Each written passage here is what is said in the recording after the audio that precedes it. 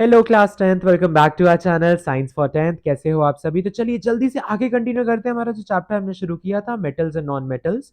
Last video में मैं just starting होने वाली थी इस टॉपिक की, extracting metals towards the top of the reactivity series.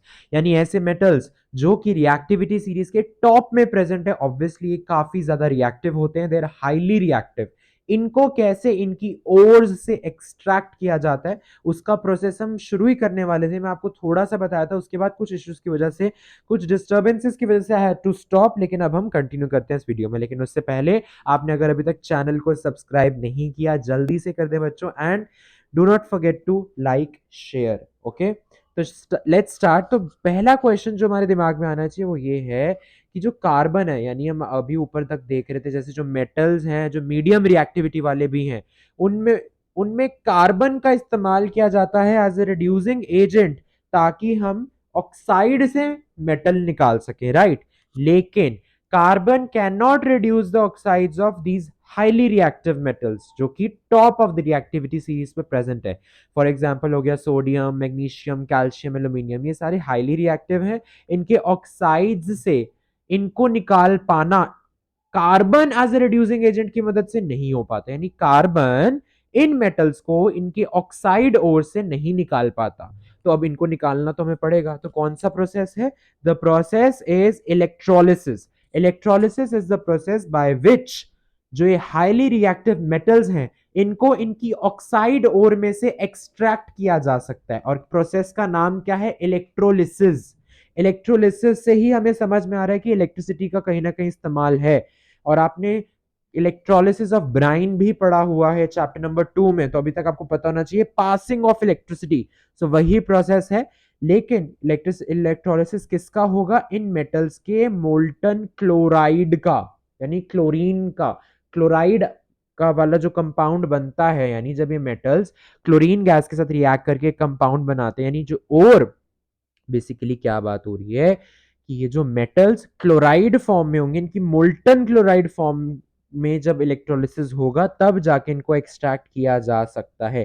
क्या बात समझ में है? और इसमें जो इंपॉर्टेंट चीज आपको याद रखने वाली है वो ये है कि जो मेटल्स कैथोड पे बेसिकली जो नेगेटिवली चार्ज इलेक्ट्रोड, अभी तक आपको याद होना हो जाना चाहिए, cathode is the negatively charge electrode, ठीक है, where as anode is the positively charge electron.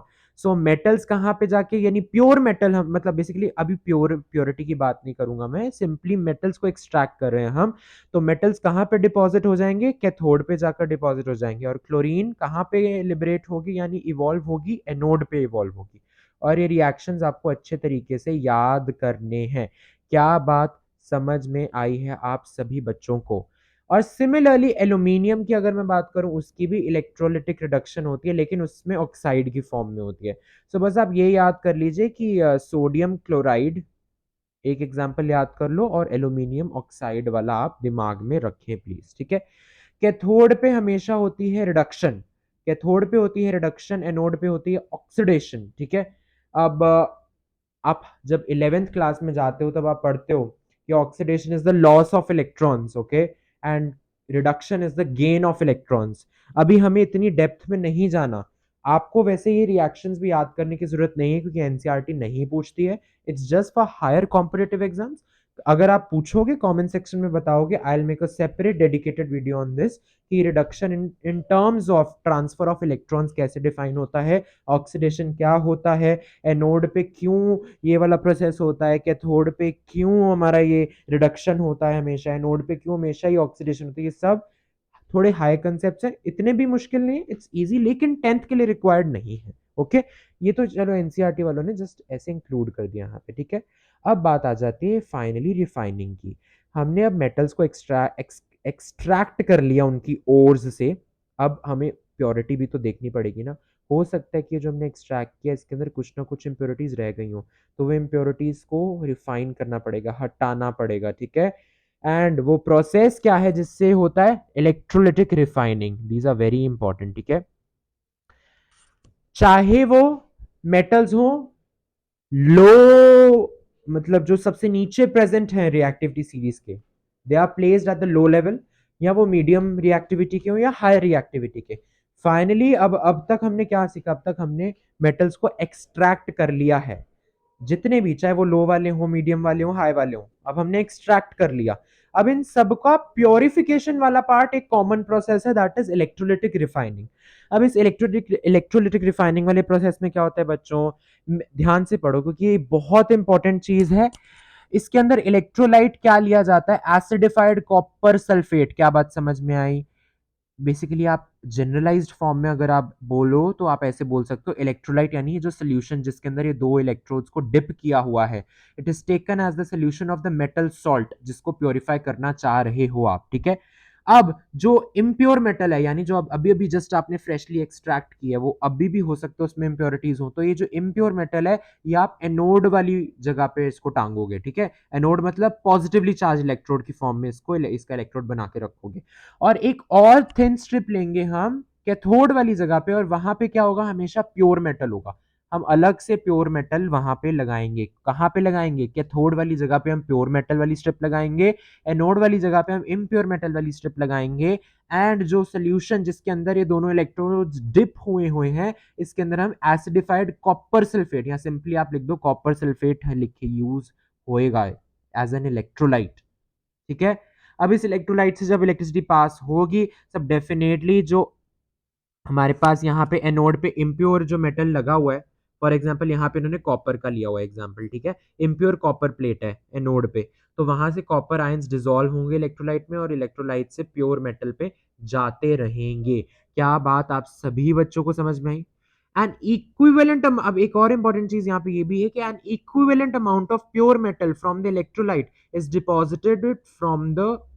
Deposited on the cathode. अब बात समझ में आ रही है आपको? क्या कह रहे हैं वो, on passing the current through the electrolyte the pure metal from the anode dissolves into the electrolyte. अभी आप कहोगे एनोड पे तो हमने इम्प्योर लिए, हाँ जी, इम्प्योर ही लिया है एनोड पे, लेकिन ऑब्वियसली वो इम्प्योर क्यों है, कुछ इम्प्योरिटीज की वजह से।